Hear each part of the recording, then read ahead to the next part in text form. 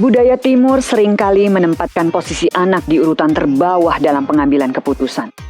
Suara anak jarang dianggap, apalagi dihargai. Anak beda pendapat dengan orang tua dianggap kurang ajar. Murid banyak bertanya atau kritis kepada guru dianggap tidak sopan. Diam saja, atau anak kecil tahu apa? Seringkali menjadi pamungkas dalam membungkam hak anak untuk bersuara.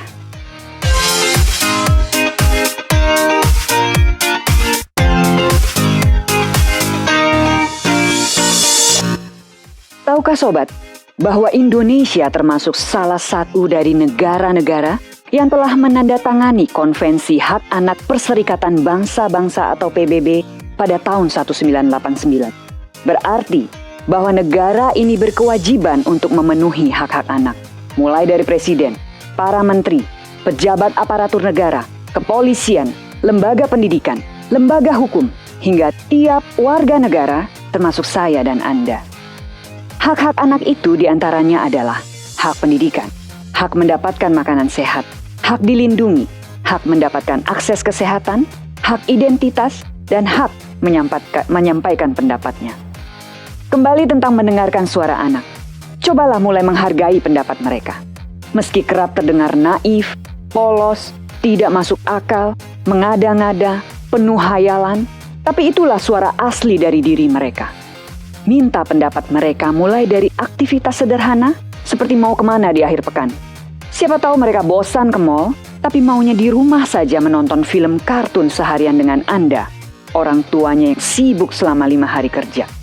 Tanyakan mereka mau lanjut sekolah di mana. Apakah mereka mau bersekolah di luar negeri pilihan Anda, atau justru mereka maunya bersekolah di sini saja, dekat dengan teman-teman karibnya.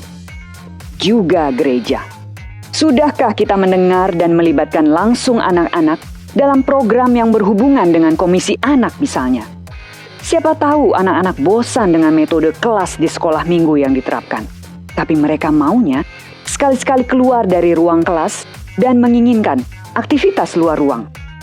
Melihat dan menyentuh langsung daun dan bebungaan. Menapak di rumput dan kerikil. Mengenali dan mendengar langsung kicau burung, dengung lebah, semilir angin. Dekat dengan alam ciptaan Tuhan yang selama ini mungkin hanya mereka kenal dari gambar visual saja. Kegiatan luar ruang memaksimalkan semua panca indera mereka dalam perjumpaan dengan Tuhan. Libatkan anak dalam liturgi dan kegiatan-kegiatan ibadah. Partisipasi dalam bentuk sederhana seperti membacakan nas Alkitab, menari, bernyanyi, membacakan puisi, ikut mendekor ruangan, bermain drama, adalah wadah pelibatan aktif mereka di lingkungan gereja, sekaligus memupuk karakter dan kecintaan mereka kepada gereja dan Tuhan sebagai Sang Kepala Gereja.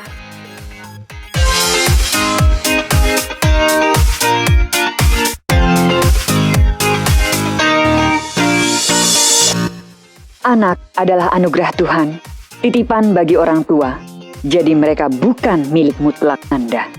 Pastikan Anda memenuhi hak mereka, termasuk dalam mendengar suara mereka dan hargai pendapatnya.